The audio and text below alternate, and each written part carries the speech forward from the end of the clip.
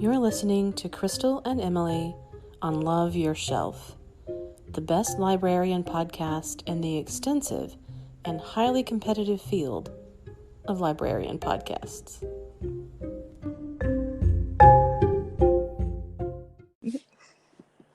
Okay, so... which episode is this? How far in are we? Episode 4. All right. Of season 2. And I know. Every time. It does, it's pretty silly, but I mean, we did have a break, so it makes sense to have a distinction. We had the people on the edge of their seats, eagerly waiting. Hey, I did hear from people, actually. I know you did. What was the shout out that we got? Yeah, I forgot about that. Yes, Santa Claus shouted us out. Santa himself gave us a shout out to the Chamber of Commerce. So we do appreciate that. We always appreciate the Chamber, and especially Kelly, but now we're very happy that Santa is also... Yes. We'll have to have him on as a guest sometime. Why, exactly. Yeah, next, we've only got a couple more episodes before the end of the year. And just a couple more before... Well, I guess the last Friday of the year is the day after Christmas, so we will not be recording on that day. I'll give you the day off on that one. But, so, maybe we need to get Santa Claus. That's right. After we know that he's, not busy that day, so. Exactly. Well, I have read some pretty heavy books the past couple of weeks, and so I want to talk about those. And then I've also been watching some shows, and I know that you have, which I think should be a segment from now on, is you have been ordering tons of children's books. Yes. And so you've got a lot to talk about on that front. So hopefully I'll only mention a few. I won't I won't go too crazy, but yeah, we got a big order in, and it's been a while since we had a big order, so I was really excited. Yes. And so so maybe we can branch out to the parents in our podcast. Yes. But before we get to that, we'll talk about the heavy stuff, the heavy hard-hitting stuff. Yes. So I haven't even been trying to do this, but I know that people are probably, if they've been listening, especially the last few, I've been reading a lot of dark stuff, a lot of apocalyptic, dystopian, and I don't know if it's 2020 or it's just trying to get in the Christmas spirit. That's how I do it, for sure. My Christmas spirit is bah humbug, but no. No, it's actually, not. No, it's not. I like Christmas. But I'm definitely, on our next podcast, I'm going to get much lighter. So just in case, yeah. So I mentioned a book last time, I think, called Afterland by Lauren Bukes. She's a South African writer. She has several other books that I'm going to be reading because I enjoyed this one, which is just recently came out. And it is about a virus. But, of course. It's everywhere. Yes. But this virus only attacks men. Oh. And and so pretty quickly, within a few months, most of the men on the planet are no longer with us. Whoa. Yes. And so the story follows a mother of a 12-year-old boy who is immune to the virus. He has his natural immunity. And there are others. He's not the only one, but and I mentioned this last time. Oh, go ahead. No, go ahead. I was going to say that he's still a hot commodity, even though there are others. Yeah. Yes. Yeah. There's few enough of them that they turn into pretty hot commodities. And so yeah. Anyway, it's pretty dark in that. I mean, obviously, that's a lot of death, but it brings up, a lot of questions and issues, and how do you deal with that? And as I mentioned, I think the last time that I talked about it, I had just started reading it. It's very similar to a graphic novel series called Why the Last Man, which in that one he really is the last man. Oof. So that one's a little bit, and that one's definitely it's an adult graphic novel, so not for the kiddos, right? And this book is not either, but it's very, very contemporary, which lately I've been reading a lot of stuff that doesn't have to be like the setting is now, right. It could be in, any decade, recent decade, whatever. But this one is definitely maybe even trying a little bit too hard on that front. So she mentions, the mother mentions like her son trying to teach her how to floss, like the dance. Oh my gosh. Okay. That's how old I am. I was like, what? She doesn't know how to floss her teeth? Yeah, that's very exciting. Okay. I don't know how I feel about that, but. Exactly. Okay. And flossing is kind of over. That's what I was going to say. A couple of years ago, even. And so I think, authors need to be a little bit careful about that. Well, and trends move so quickly today. That's exactly and it. So, next year, people really won't know what that was. So even kids. Yeah. The ones that are coming up, they're going to have something else that they're into. Yeah. So the pace of pop culture now, you really don't want to, I think, jump too much on any kind of bandwagon with that. Totally. Otherwise, very engrossing, page turner. Yeah, that sounds. Because basically the mother and the son escape like a military installation where they've been taken when they find out that he's immune, and she gets away, and her own sister is the one who's chasing her, trying to get her son back. Oh, yeah. So we got family drama on top of everything else. Yeah, lots of drama. And then another book that I read recently is called The Age of Miracles by Karen Thompson Walker, and she's the author of The Dreamers, which I also read recently. Yeah.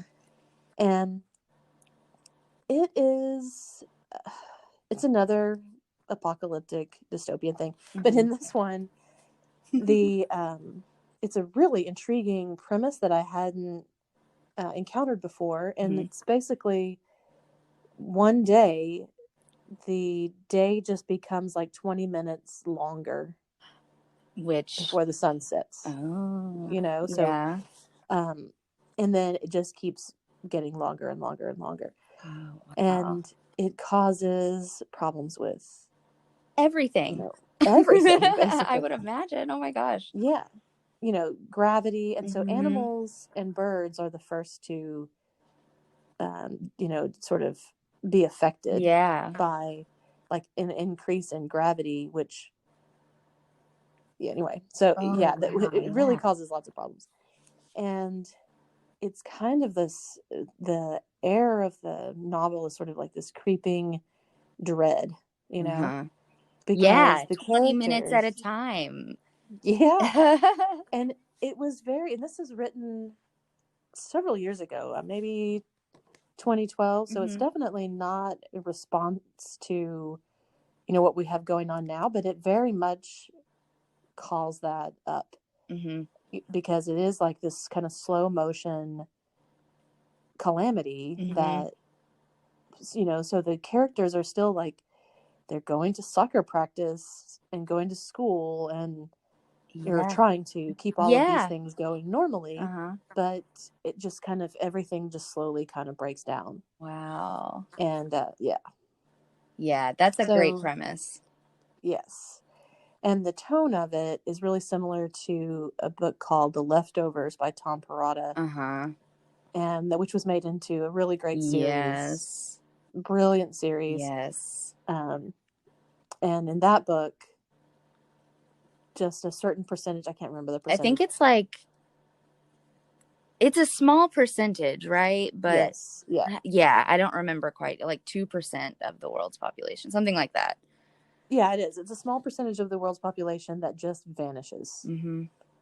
And which like still gives me the chills. I watched that series several years ago, and it's just chilling. It's awful. The very first scene is like, people disappearing from the parking lot, mid push of their cart, their grocery cart. Anyway, okay. Very interesting. I definitely recommend both the book and the book and the series are very different, but cool. Both really good. Mm-hmm. And then finally, for books, I read a recent publication, Caste: The Origins of Our Discontents, by Isabel Wilkerson. And in the 90s, she was the first African American woman to win the Pulitzer Prize. And this book, I've been intending to read it, and I've been seeing a bunch of people reading it. It's one of the top books of the year. Yeah. But it's about caste, which is, in the sense of like what we think about in hierarchy in Indian culture, for example. Right. And how that is actually something that affects us in our own country and globally. Right. Universally. Yeah. And so a quote from it, which I think gives like a pretty concise introduction to the concept, is as we go about our daily lives, caste is the wordless usher in a darkened theater, flashlight cast down in the aisles, guiding us to our assigned seats for a performance. The hierarchy of caste is not about feelings or morality. It is about power, which groups have it and which do not. And she also talks about how caste is not something that you can make enough money to get out of or marry out of. It's something that's just inherent. Yes. And so it's really good. And she also 10 years ago released another book that was also very significant, called The Warmth of Other Suns. And it's the epic story of America's Great Migration. It's talking about the migration of African American people from Black people from the South, and they're moving north or west to escape the Jim Crow South. And so, like I said, very heavy, but both, beautifully written. Obviously, she's Pulitzer Prize winner. And I think that both of them should be sort of required reading. Yeah. Sounds like it. Yeah. So I will let you take over and we'll shift gears maybe a little bit. Okay. So I'm just going to mention sort of 3 of the picture books out of our new big order that just came in that I really liked. The first one, which I actually had you read, is called Our Subway Baby. And I cried. Yeah, I did too. It's like several times. Yes. It is, and I don't want to give too much away, but it's a true story about a baby found in an he's abandoned in a subway station, and then adopted, finds his family. But oh my gosh, it's just it's well written and beautiful, and you feel the love just flying out of that book. It is man. Such a feel good. So I recommend that one. And then, didn't you have like a personal connection to the location? Oh yeah, no, I noticed in the background, like they show the baby where the baby is found, and in the background was the train that I would take to go home after work every day. So I was like, I would go down those stairs. So that was really nuts. Yeah. And then a new Christmas book called 5 More Sleeps Till Christmas. It's by Jimmy Fallon, who I adore just in general. But it's just it's another cute sort of, just a Christmas book to add to your list. So I recommend that one for sure. And I just think that's a sweet way to count down, like how many more sleeps until something. I have to say, I probably think that same way. I know. I was like, I think that's true. How many times will I go to sleep before this happens? And then one of my favorite children's book authors is Jan Brett, and she has a new one called Cozy. And it's about animals, and it's cozy, and her stories are just so sweet, and her illustrations are really what do it for me. She always has sort of like an outside story going on in around the main story. The illustrations tell sort of another story that's going on in the background. So that's always fun. Like, I always had fun as a kid, sort of, talking to my mom about, ooh, what's the little hedgehog doing? He's on a mission, and we're just following it picture by picture. Yeah, that's so important for people to do with their kids, to engage them into thinking, not just reading the words and not just looking at the pictures, but to sort of question and to come up with their own interpretations of what's going on. Yes. And that's why, illustrations are truly, I would say, probably half of what catch my attention when I'm reading a new children's book. And that's sort of, it's very telling. And I think that's something that has just really,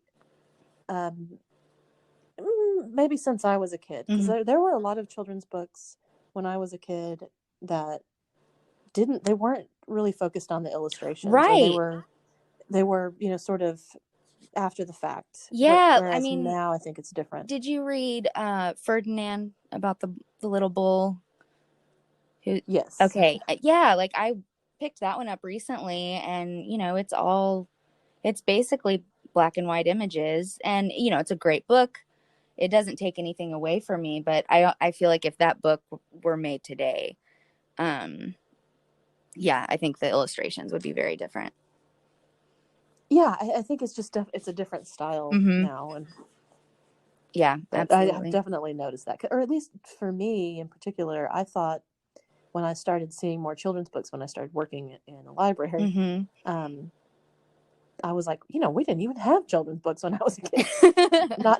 Not in the way that they do now. For one thing, there's just a proliferation of them. Oh my gosh, it's almost overwhelming. I enjoy it, but I truly have to work to keep up. Yeah, just to stay on top of like, and to, it's also hard to tell. You have a big job of trying to determine, what's going to interest kids and what do you need to get. And like, what, the kids of Nacogdoches like. And I'm still learning for sure. Oh yeah, that's a lifelong learning kind of thing. True. You don't think you finished that part. It's very true. So those are 3 that just sort of caught my attention. There are some other really good ones. We should have those all sort of set up at the top of the shelves, where the easy readers are. So, definitely keep an eye out for those. Yes. Well, I have, I've been watching some shows, and I think there's a couple of these that I've mentioned, but I want to follow up. Yes. Because they have been really good. And the first one is How To with John Wilson. And I have mentioned it. Yeah. And the last episode just came out, I think, last week. Okay. And that episode was called How to Make Risotto.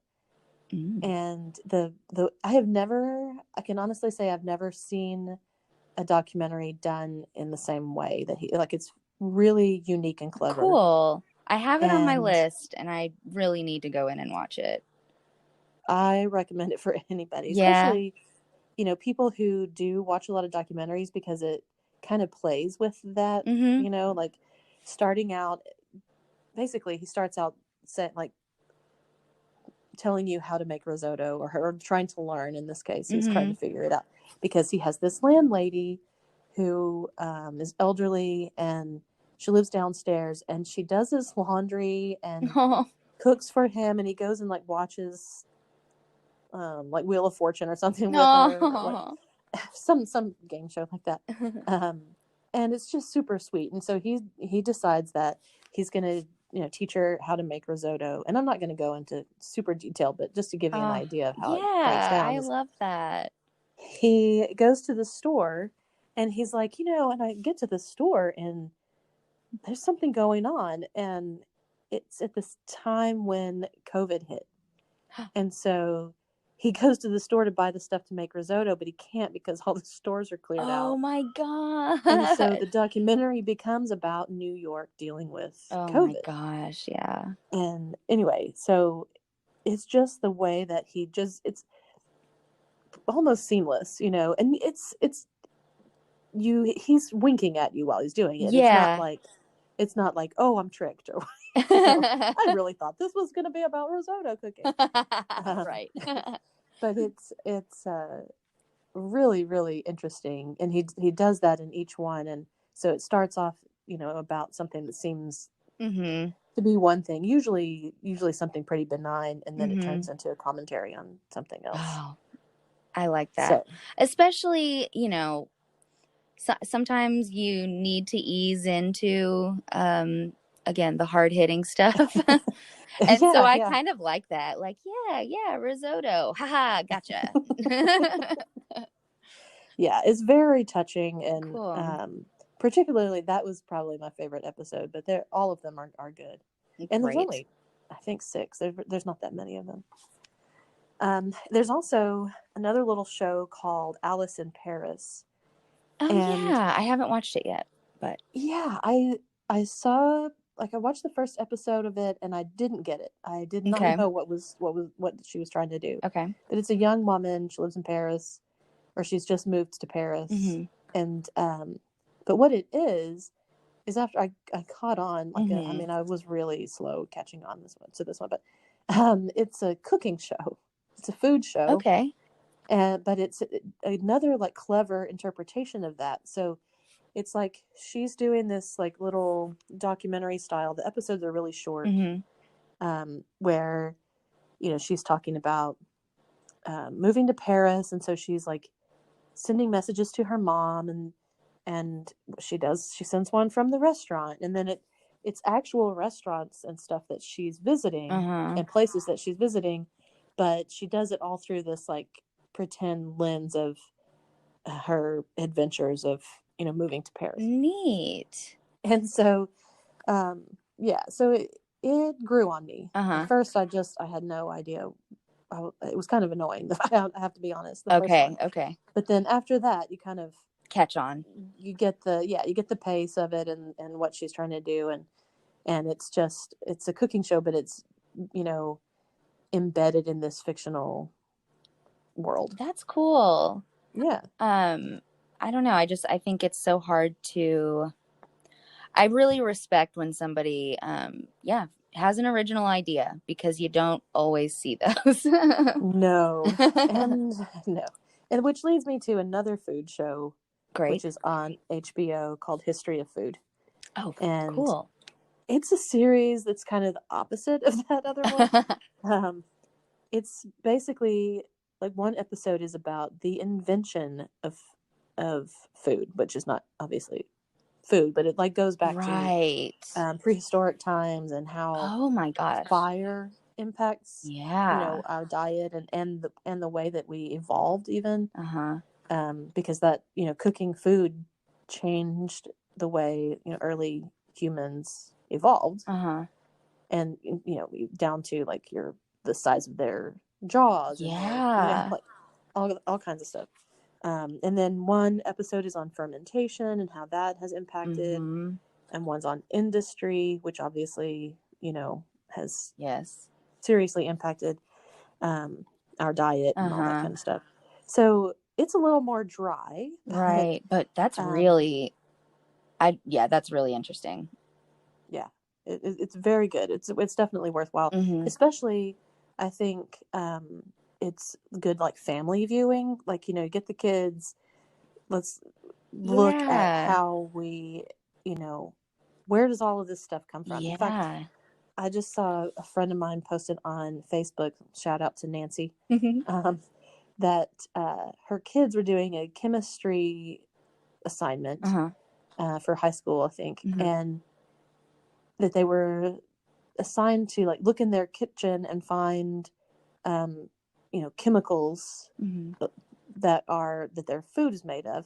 And they were like, Mom, all of our food in here is actual food. There's no like prepackaged stuff. And so she was, boasting, which I think she should. I was about to say, that's impressive. Yeah. Which I try to do that, but I don't. But no, yeah. I know. So sometimes it's just easier to grab something. But yep.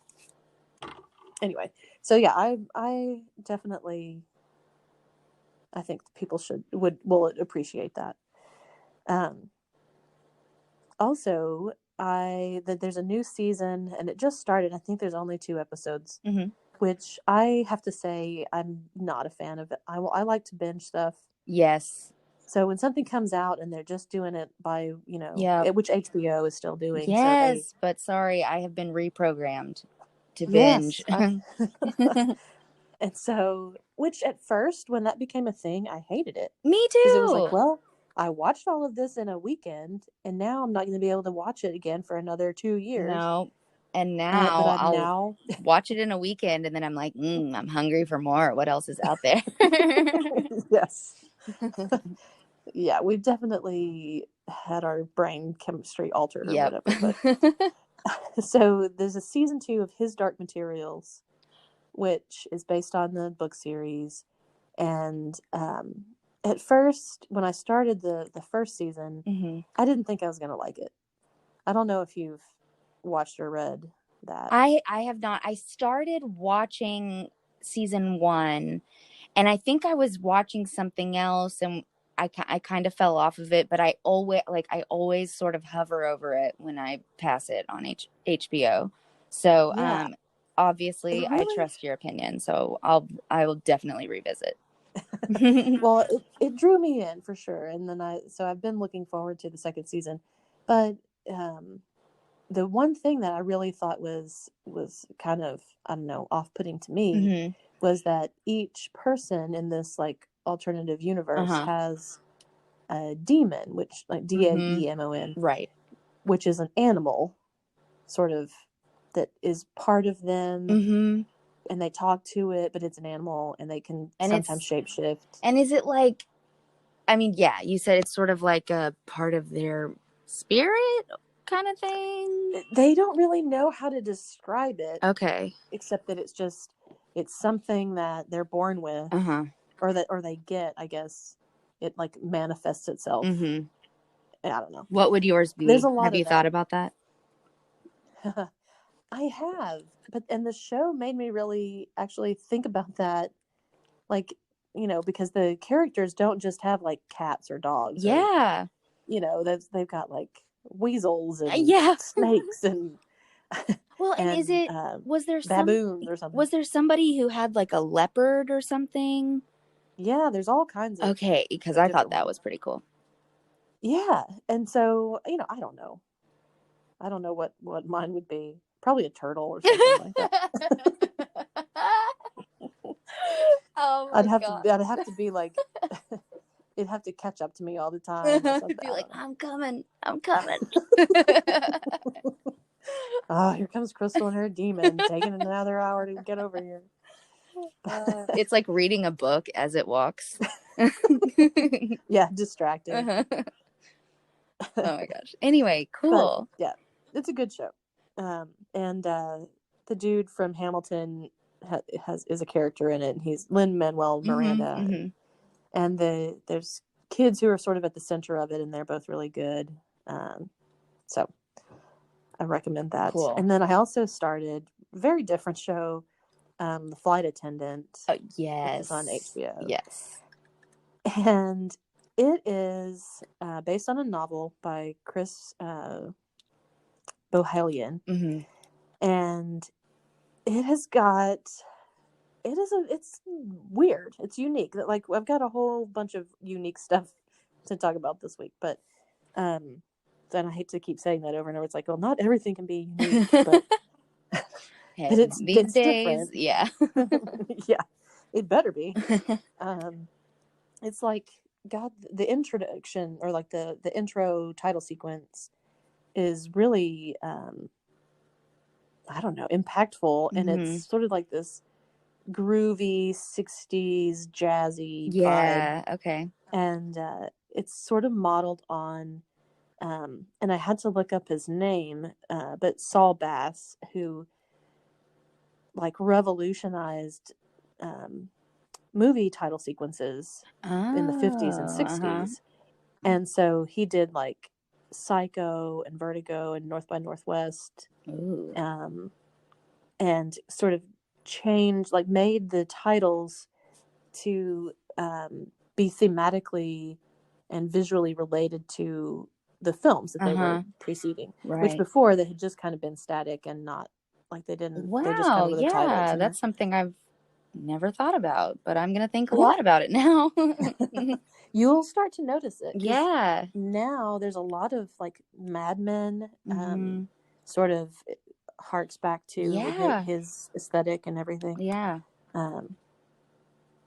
But speaking of Mad Men, I tried again to get into that show, and I still have not gotten past season 1. Oh my gosh, that's so funny. It's funny. And it's my second time through, and I can't. That's funny because I did the same thing. I started it the first time. This was a long time ago, and I think watched the first season, and then finally I went back, and I binged it. It's one of my favorite shows for sure. But I don't know. I feel like that first season is just a little bit, I don't know, drier than the rest of it. Yeah. Maybe I just need to power through it and get to the second season. But I mean, it's not, action packed. It's not fast paced. Yeah. I don't know. I feel like it's such a character show for me. I mean, you've got to sort of fall in love with and care about. I mean, I think that's the case with anything, but I think the characters are what carry it. It's not necessarily the story to me. So, yeah, I thought that some of the I don't know, some of the characters a little over the top. Definitely. Yes. And I don't think that they necessarily need to be, because we know that they were hard living, hard drinking, smoking. Oh my gosh. It was just a different lifestyle. We got that, but they kind of beat you over the head with it a little bit. It's excessive, to say the least. Yeah. So anyway, but that's a digression. Anyway, no, that's all very cool. And then lastly, there's a 4-episode series, true crime, Murder at Middle Beach. Oh my gosh. Okay. I was gonna mention this later, but I haven't had internet for a while now. So that's one that I can't wait to have internet again so I can watch. Well, it's worth watching. Okay. Sure. Okay. I don't know what I think about it. Okay. Once it's over, but it's about the murder of Barbara Hamburg in Connecticut. And the documentary is filmed by her son, right, who was a teenager when she was killed. And the crime was unsolved. So he starts, I want to say 3 years after her murder, he starts doing a school project. Oh. And so he's just kind of going around and talking to his family and getting, what their memories of it are.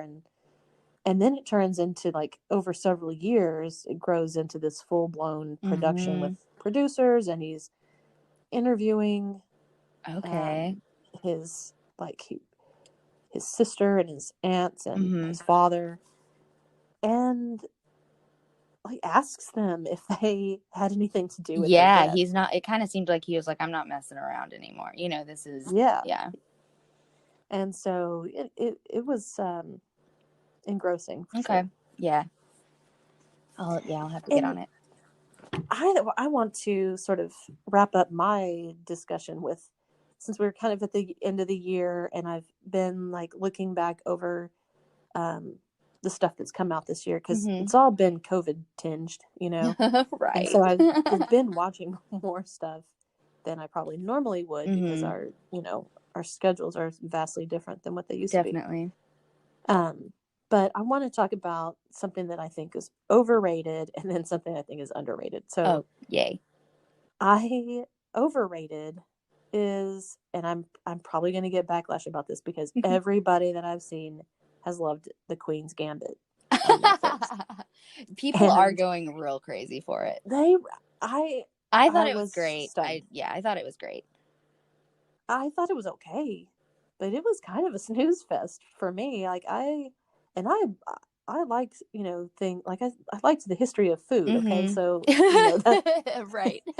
I don't need it to be action packed, but I didn't get into it. Yeah, so I was honestly kind of surprised at how engrossing it was for me. I don't know. When I was a kid, my dad tried to teach me how to play chess several times, and I honestly couldn't sit still long enough to learn it. So I'm not, really a chess fan per se. Nothing against it, but anyway, I was kind of surprised at how much I liked it. Was it my favorite show of the year? Probably not, but I enjoyed it. Well, I won't be mad at you. Okay, good. But no, I watched the whole thing.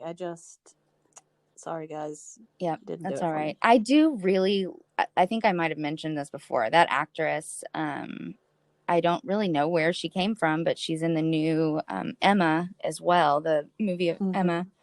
And I think she's really great. She just sort of popped up and she's fantastic. Just really talented. Yes, absolutely. She's really good. It was just for me, I just thought that the story wasn't that interesting. Yeah. But an underrated show, and I have talked about this one before, is Search Party. Oh my gosh. Yes. And there's 3 seasons of it, and I guess the first 2 seasons were on like TBS or something. Yeah. I hadn't even heard of it until a few months ago. And then HBO Max got it, and so I came across it there, and then they did a 3rd season there. And it is it's maybe from Arrested Development. Yep. And she is really, really good. Yep. And it's really ambiguous and over the top and just wild, but I enjoyed it. So yeah, I need to go back and watch the 3rd season. So I didn't even realize there had been a new season out. So that is a good reminder. Thank you. Yes. Yeah, definitely watch it. And it kind of turns things on their ear. So yeah. Okay. So I've sort of dominated the conversation. No, that's okay. And again, I only have a few things because my internet has been out and I'm super bitter. It's fine. It happened to be the same week that my fiance is taking his finals from home. Oh. So it's been a roller coaster. You don't even have him to talk to and hang out with. Exactly. I've just been I went to my parents and looked at their DVD collection and I got some from the library, but so the first one, I brought this one up a few weeks ago, but I finally finished it. Season 3 of Killing Eve. Oh my gosh, it's so good. And I don't know if I even, talked about what it's about last time. It's kind of a classic cat and mouse story, but it has kind of a lot of its own twists on that story. It's twisty, yeah. Yeah, twisty for sure. So yeah, a cop, I'll just say she's a cop for now, it gets complicated, is trying to find Villanelle, who is an assassin with a mind of her own, to say the least. And I don't know, just this season, I absolutely love the direction that they're taking Villanelle's character. And they end the season in such a way that I cannot wait to see what happens next. And they've done that at the end of every single season. I'm almost through the 2nd season. Okay, cool. But I haven't started it yet. Yeah. I was just so... Honestly, at the beginning of season 3, it took me a second to kind of jump on I stayed with it, but by the end, I was really enthusiastic. So, well, that's good to know. Yeah. Because it does have a lot, like you said, it's twisty, and it. Oh my gosh, so many ups and things change a lot. downs. Yeah. Who's a good guy? Who's a bad guy? Who's your friend? Who's not? It's just. It's probably one of my favorites in the last couple of years.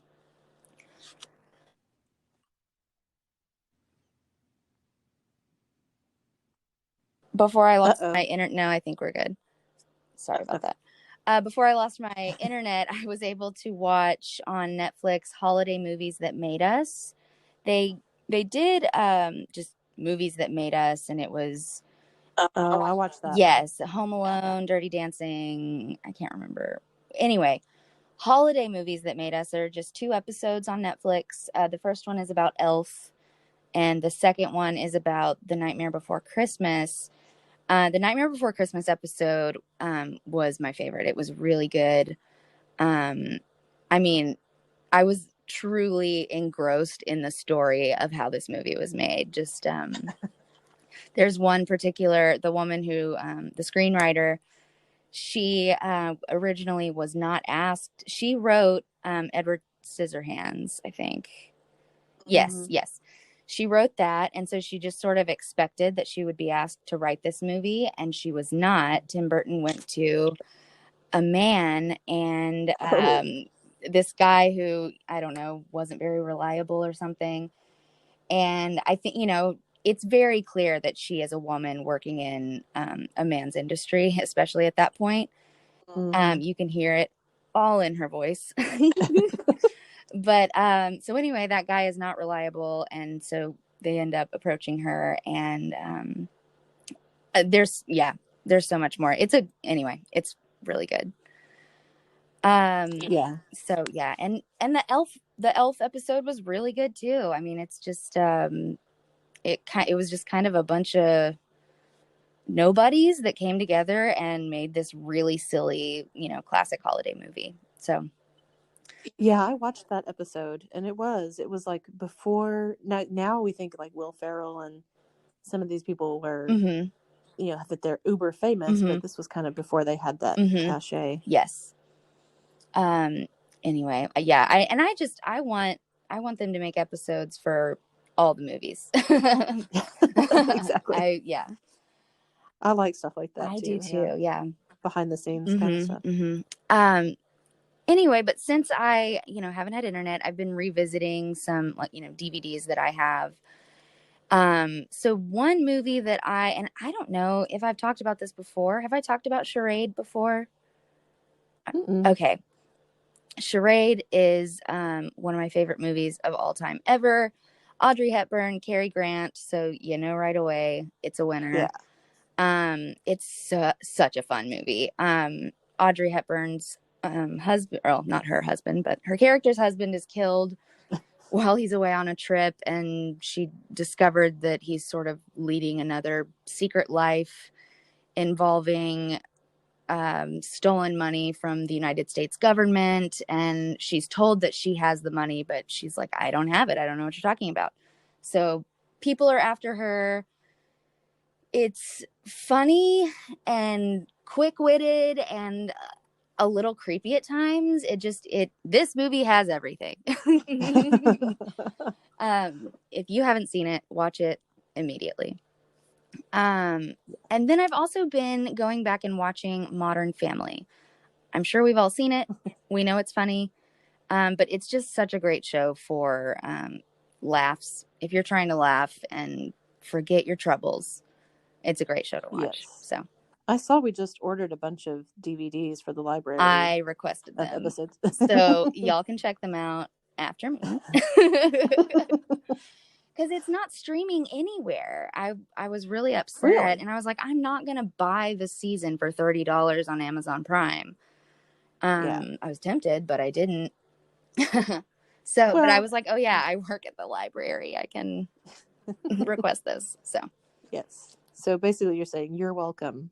Everyone. Yeah, no, it is like I was thinking about that it's one of those shows that I guess I wasn't like on the bandwagon right away. I wasn't really watching TV when it first came out. Mm-hmm. And then, but when I would catch like, because the show reruns or whatever on network television, Mm-hmm. and it's just consistently hilarious. It is. It really is. And in fact, I was comparing that to, because I was thinking about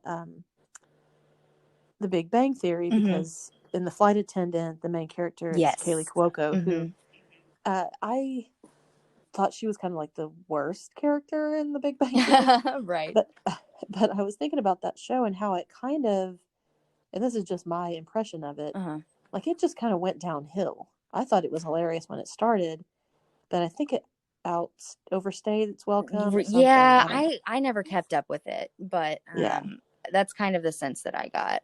I'm with you. But Modern Family just stayed on their game the whole time. And of course, if I were to dig deep, I have, some problems with like some things they did with certain characters, things like that. But with a show like this, I'm willing to overlook it because I'm just here for the laughs. Yeah. So that's what I have for now. Well, I think our next episode, we're going to focus on movies, because I don't know about for everybody else, but it seems like it, because it is such a, I don't know, it seems pervasive that everybody like gets together with their family for the holidays and watches movies. And there's, the ones that are become traditions and you have to watch every year. Right. So our next episode is going to focus on that. Yes. So get ready. And maybe a few other ones too, but yeah, focusing on the holidays. That's right. So we'll say bye for now. Yeah. And that's the wrap on episode 4. Yeah. Bye for now, guys. Bye.